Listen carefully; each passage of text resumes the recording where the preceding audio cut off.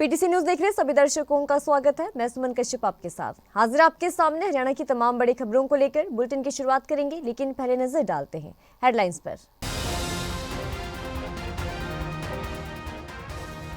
कोहरे की चादर में लिपटा हरियाणा, प्रदेश में कोहरे के चलते विजिबिलिटी हुई बेहद कम। हरियाणा में वेरी डेंस फॉग अलर्ट जारी। सरबजोत सिंह का नाम अर्जुन अवार्ड के लिए नॉमिनेट, उपलब्धि के लिए परिवार में खुशी का माहौल। सरबजोत के पिता ने जाहिर की खुशी। पैरालंपिक खिलाड़ी धर्मवीर को मिलेगा अर्जुन अवार्ड, नौकरी ना मिलने पर झलका दर्द। कहा अर्जुन अवार्ड के साथ नौकरी भी मिलती तो खुशी होती दोगुनी। पलवल में 3 दिवसीय राज्य स्तरीय युवा महोत्सव का आगाज, मंत्री राजेश नागर ने दी जानकारी। पीएम के विकसित राष्ट्र के सपने को युवा करेंगे साकार, ये कहा मंत्री गौरव गौतम ने।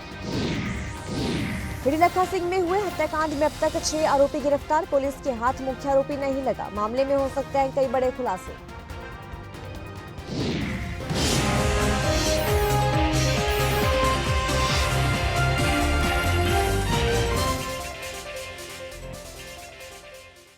और अब खबरें विस्तार से। पहाड़ी क्षेत्रों में जहां बर्फबारी थमने से राहत मिली और दोपहर के बाद धूप खिली, तो उसके बाद मैदानी इलाकों में घने कोहरे का असर देखने को मिला और इसकी वजह से आम जनजीवन प्रभावित हो रहा है। हरियाणा में घनी धुंध में दृश्यता शून्य हो गई है। दिल्ली समेत पंजाब, हरियाणा, उत्तर प्रदेश में कोहरे के चलते दृश्यता बेहद कम हो गई है और इसका हवाई, रेल और सड़क यातायात पर भी असर पड़ रहा है। मौसम विभाग की ओर से हरियाणा में वेरी डेंस फॉग का अलर्ट जारी किया गया है। अंबाला, हिसार, जींद, कैथल, करनाल, कुरुक्षेत्र, पंचकुला, पानीपत, रोहतक, सोनीपत और यमुनानगर में अलर्ट है। पुलिस ने लोगों को जरूरत होने पर ही गाड़ी लेकर घर से निकलने की एडवाइजरी जारी किया। तो उधर जीरो विजिबिलिटी के चलते अमृतसर और चंडीगढ़ एयरपोर्ट बंद है। सुबह से कोई फ्लाइट नहीं उतरी है, सभी फ्लाइट्स को रीशेड्यूल किया जा रहा है। तो वहीं जालंधर में एक व्यक्ति की ठंड से मौत भी हो चुकी है। अंबाला के गांव धीन के रहने वाले शूटर सरबजोत सिंह का नाम खेल मंत्रालय ने अर्जुन अवार्ड के लिए नॉमिनेट किया है। अब इसको लेकर घर में खुशी का माहौल है, तो वहीं गांव में भी इसको लेकर काफी ज्यादा खुशी है। सरबजोत सिंह के पिता सरदार जितेंद्र सिंह ने मीडिया से बातचीत करते हुए अपनी खुशी का इजहार किया। उन्होंने कहा कि जब पता चला कि सरबजोत को अर्जुन अवार्ड मिलने जा रहा है और देश के 32 बच्चों को यह अवार्ड दिया जाएगा, हमें बहुत खुशी हुई। खुशी की बात है कि इसमें हरियाणा के 14 बच्चे हैं। जो कि सरबजोत को 17 जनवरी को अर्जुन अवार्ड मिला है जी, तो कल उसका लिस्ट में नाम आया। 32 बच्चों को अर्जुन अवार्ड दिया जाएगा जी, जिसमें बड़ी खुशी की बात है जी। 14 बच्चे लगभग अपने हरियाणा के हैं जी। गाँव में सर तो बहुत बढ़िया माहौल है जी, पहले भी माहौल काफ़ी अच्छा रखा सरबजोत ने जी। जब तक 2013-14 का इसमें गेम में शूटिंग में आया जी। सरबजोत कभी भी आते हैं खाली हाथ, कभी घर पे वापस नहीं आया जी, तो कुछ ना कोई मेडल जरूर लेकर आया जी वो। तो गांव में जी पहले भी है, तो उम्मीद भी सरबजोत को अर्जुन अवार्ड में इसका नाम जरूर आएगा जी। वैसे अभिषेक राणा जी ने भी हफ्ता पहला बताया था जी भी सरबजोत का नाम 17 तारीख को वहाँ पे चल रहा है दिल्ली में जी, जब सरबजोत को ये नाम दिया जाएगा जी। हरियाणा के सोनीपत के रहने वाले पैरालंपिक खिलाड़ी धर्मवीर को अर्जुन अवार्ड के लिए चुना गया है। धर्मवीर ने नौकरी ना मिलने के दर्द को जाहिर करते हुए कहा कि अर्जुन अवार्ड के साथ नौकरी भी मिलती तो खुशी दोगुनी हो जाती। साल 2018 के एशियन गेम्स में कई खिलाड़ियों को क्लास 1 की नौकरी दी गई। पैरालंपिक खिलाड़ी धर्मवीर बोले, एशियन गेम्स में उन्होंने सिल्वर मेडल जीता था। सरकार और अधिकारियों की कार्यशैली पर सवाल खड़े करते हुए कहा कि किसी के पास कोई जवाब नहीं है कि किस आधार पर कुछ खिलाड़ियों को ही क्लास 1 की नौकरी दी गई। देखिए, बड़ी खुशी का पल है। एक खिलाड़ी का मेरे ख्याल से सपना होता है कि भाई एक ओलंपिक में मेडल हो, और अर्जुन अवार्ड है और जैसे खेल रत्न है, वैसे खुशी की बात है। लेकिन थोड़ा सा ये है कि भाई पिछली बार ओलंपिक में जिनके गोल्ड मेडल आए थे, पैरालंपिक्स में भी, तो उनको खेल रत्न अवार्ड से नवाजा गया था सीधा। तो हम भी उम्मीद कर रहे थे कि भाई हमको भी खेल रत्न दिया जाएगा। लेकिन चलो ठीक है, जो भी सरकार ने अपनी तरफ से दिया है, बड़े खुश हैं। लेकिन एक थोड़ी सी मायूसी की बात यह है कि भाई Olympic gold medalist, world championship और एशियन में मेरे मेडल हैं, तो इससे ज़्यादा तो एक खिलाड़ी क्या दे सकता है और एक कोच अपने स्टूडेंट से क्या उम्मीद कर सकता है। तो ये थोड़ी सी मायूसी की बात लग रही है। जॉब को लेके हमारा ये मसला है कि 2018 के एशियन मेडल पे कुछ बच्चों को क्लास 1 की जॉब दे दी गई थी और कुछ रह गए थे। तो लेकिन ये आज तक किसी के पास, अधिकारियों के पास या सरकार के पास कोई जवाब नहीं है कि भाई जिनको जॉब दी उनको किस बेस पे।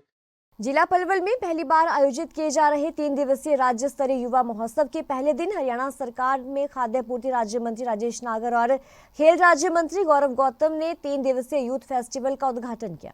इस दौरान गौरव गौतम ने अपने संबोधन में प्रधानमंत्री के 2047 के सपने को साकार करने की जिम्मेदारी युवाओं पर होने की बात कही। तो वहीं राजेश नागर ने यूथ फेस्टिवल में होने वाली विशेष संध्या में आने वाले विशिष्ट कलाकारों के बारे में जानकारी भी दी। इस दिन का इंतजार करता है, कहीं युवा महोत्सव हो और अपनी प्रतिभा को दिखाने का मौका हमें मिले। इस यूथ फेस्टिवल में ऐसे प्रतिभाशाली युवा आए हैं जिन्होंने अपने अपने क्षेत्र में, कला का क्षेत्र हो, साइंस का क्षेत्र हो, अलग अलग क्षेत्र में अपना महारत हासिल किया है। इस 3 दिवसीय युवा महोत्सव हरियाणा में अलग अलग युवा अपनी अपनी प्रतिभा को साझा करते हैं, हमारे अलग अलग क्षेत्र की बनी हुई संस्कृति को साझा करते हैं। ऐसा ये यूथ फेस्टिवल है, ये 3 दिन चलने वाला यूथ फेस्टिवल है। इसमें मुझे पूरी उम्मीद है यहाँ से युवा जो निकल कर जाएंगे, आदरणीय प्रधानमंत्री जी का जो कार्यक्रम 12 जनवरी को भारत मंडपम में है, हमारे प्रतिभाशाली युवा हरियाणा प्रदेश का नाम रोशन करते हुए वहां पर बड़ी संख्या में पहुंचेंगे और हरियाणा की संस्कृति की छटा बिखेरेंगे। यमुनानगर के कस्बा रोड के खेड़ी लखा सिंह में 26 दिसंबर की सुबह ताबड़तोड़ 100 से ज्यादा राउंड गोलियां चली थी। इस गोलीबारी में 3 युवकों की मौत हो गई थी और इस पूरे मामले में पुलिस ने कार्रवाई करते हुए छछरौली के सचिन हांडा और ताजावाला के अरबाज खान को गिरफ्तार कर लिया। इसके बाद पुलिस हर्ष बाली तक भी पहुंच गई थी। सचिन हांडा और अरबाज खान ने विदेश से आई कॉल के अनुसार हर्ष बाली को फॉर्च्यूनर गाड़ी प्रोवाइड करवाई थी, जो कि अरबाज खान की थी, और इस फॉर्च्यूनर गाड़ी को लेकर हर्ष बाली शूटरों को पहले लाडवा के एक होटल में लेकर गया। इस हत्याकांड में पुलिस का अब तक 6 आरोपियों को गिरफ्तार कर चुकी है। हालांकि अभी भी पुलिस के हाथ मुख्य आरोपी नहीं लगा है। 3 आरोपियों को कोर्ट में पेश कर पुलिस ने कोर्ट से इनका 3 दिन का पुलिस रिमांड लिया है। ये अपराध में संलिप्त हैं दूसरे आरोपियों के साथ, उनको असिस्ट, वो हम इन्वेस्टिगेशन में इस स्टेज पे आपको डिस्क्लोज नहीं करेंगे, लेकिन अभी एक रिमांड लेने के बाद पूरा डिटेल्ड एक बार इन्वेस्टिगेशन हम करेंगे और जो भी लीड होंगी इनसे उसके बेसिस पे फर्दर इन्वेस्टिगेशन आगे की जाएगी और जो रोल इनका है उसके मुताबिक जो साक्ष्य हैं वो सभी जुटाए जा रहे हैं। इनमें से एक गुरविंदर है, एक सूरज उर्फ दीपक है और एक रविंद्र उर्फ कल्लू है। एक गांव डंग डेहरी से है और दूसरा अम्बाला से है और एक गोलनी से है। 2 अम्बाला से और एक को रादौरी के पास से अरेस्ट किया गया है। इस पूरी वारदात में जहां तक अब तक हमने 6 लोगों को अरेस्ट किया है और बाकी भी काफ़ी 6-7 लोग और कम से कम अभी तक हमारे संज्ञान में हैं। हो सकता है उसके ज़्यादा भी हों, तो वो जैसे जैसे इन्वेस्टिगेशन आगे बढ़ रही है, जिसका भी जो डायरेक्टली इनडायरेक्टली जिसका जो रोल सामने आ रहा है उसके बेसिस पे हम आरोपियों को आइडेंटिफाइड कर रहे हैं और उनको जल्द से जल्द अरेस्ट करने के लिए हमारी टीमें प्रयासरत। पूर्व मुख्यमंत्री भूपेंद्र सिंह हुड्डा ने भाजपा पर जुबानी हमला बोला। उन्होंने कहा कि भाजपा ने हरियाणा के सरकारी शिक्षा तंत्र का बंटाधार कर दिया है।